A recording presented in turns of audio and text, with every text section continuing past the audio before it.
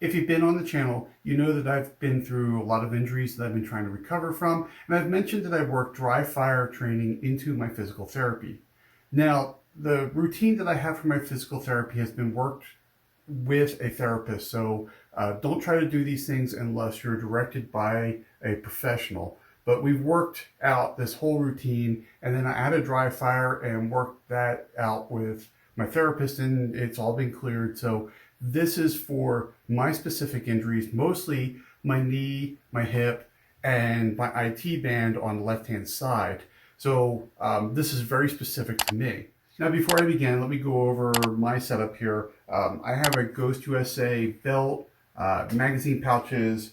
I'm running with my X5, which I use for competition. I have not decided on a holster yet, so I'm just using the same crappy stock holster that came with the gun. So eventually I'll figure out a holster that I like, and so far I haven't. I have a laser target there and a laser target over there that I shoot against. And this is obviously for my pistol setup. Later on, you'll see me run with my rifle as well. Inside that is my Mantis Blackbeard. So let me get running on this thing, and you can see how I work the dry fire into my routine. Understand that I just finished 35 minutes of cardio, so I try to get my heart rate up as much as possible before I actually do my physical therapy and do my dry fire, so that kind of helps me out with my competition.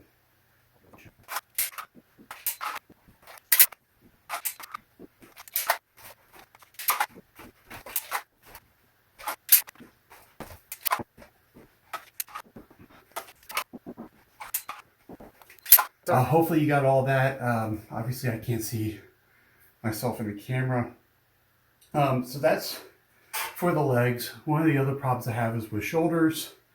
And I've been dealing with shoulder problems for, well, since I was in high school. So one of the problems I have is when I shoot, I hunch over and I lean into the recoil. That's actually causing some problems in the shoulder with the back, with the blades. Not necessarily that, but I do it for everything else. So let me grab the rifle and show you with the rifle. And with the rifle, I'm trying to lean back a little bit, just trying to get up, but you'll get the idea here.